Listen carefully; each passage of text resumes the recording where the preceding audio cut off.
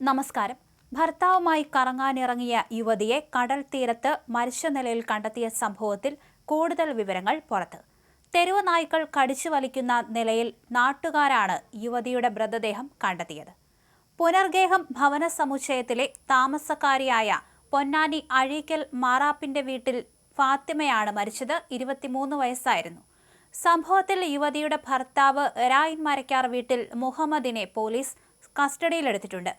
ഇരുവരും തമ്മിലുണ്ടായ വഴക്കിനിടെ ഫാത്തിമയെ കഴുത്തിൽ ഷാൾ മുറുക്കി കൊലപ്പെടുത്തിയ ശേഷം മുഹമ്മദ് സ്ഥലത്തു നിന്ന് രക്ഷപ്പെടുകയായിരുന്നു.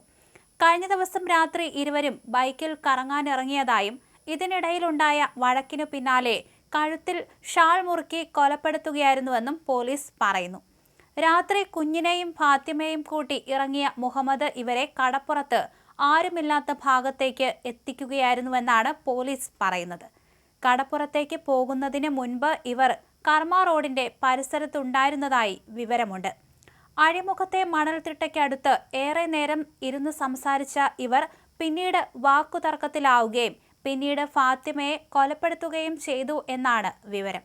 കൊലപാതകത്തിന് ശേഷം കുഞ്ഞിനെയും എടുത്ത് പുലർച്ചെ 3ഓടെ ഇയാൾ പുനർഗേഹം ഭവന സമുച്ചയത്തിലെ ഫ്ളാറ്റിലെത്തി കുഞ്ഞിനെ തന്റെ ഉമ്മയെ ഏൽപ്പിച്ച് കടന്നുകളയുകയായിരുന്നു.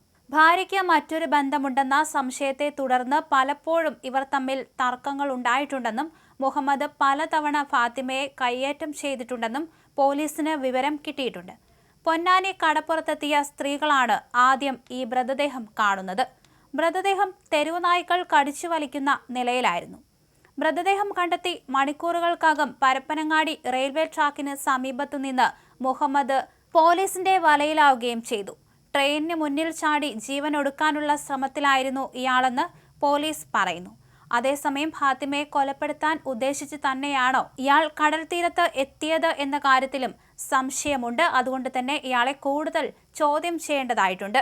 എന്തായാലും കുഞ്ഞിനെ തന്റെ അമ്മയെ ഏൽപ്പിച്ചുകൊണ്ട് തന്നെയാണ് ജീവനൊടുക്കാൻ ശ്രമിച്ചത് എന്നാണ് യുവാവ് പോലീസിന് മൊഴി നൽകിയിരിക്കുന്നത്. വളരെ സന്തോഷത്തോടെ കടൽപ്പുറത്തേക്ക് വന്ന ഇരുവരും പിന്നീട് വാക്കുതർക്കത്തിൽ ഏർപ്പെടുകയായിരുന്നു. അതിനുശേഷം കയ്യേറ്റം ചെയ്യുന്ന ഒരു രീതി വരെ എത്തിക്കുകയായിരുന്നു. അതിനുശേഷമാണ് ഇത്തരത്തിൽ ഷാൾ കഴുത്തിലിട്ട് കൊലപ്പെടുത്തിയത്. അതിക്രൂരമായ ഒരു കൊലപാതകം തന്നെ നടന്നു എന്നാണ് പോലീസ് പറയുന്നത്. ഇയാളെ കൂടുതൽ ചോദ്യം ചെയ്യേണ്ടിയിരിക്കുന്നുവെന്ന് പോലീസ് വ്യക്തമാക്കുകയും.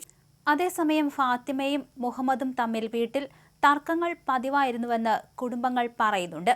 അതുകൊണ്ട് തന്നെ ഫാത്തിമയെ കൊലപ്പെടുത്താൻ ഉദ്ദേശിച്ച് തന്നെയാകും ഇയാൾ കടൽ തീരത്തേക്ക് ഇവരെ കൊണ്ടുപോയതെന്നാണ് പറയപ്പെടുന്നത്. ആളൊഴിഞ്ഞ ഒരു സ്ഥലത്തേക്ക് പോയി രണ്ടുപേരും ഇരിക്കുകയായിരുന്നു. അതിനുശേഷമാണ് കൊലപാതകം നടന്നത്. എന്തായാലും ജീവനൊടുക്കാൻ ശ്രമിക്കുന്നതിനിടയിലാണ് പോലീസ് ഇയാളെ പിടികൂടിയിരിക്കുന്നത്.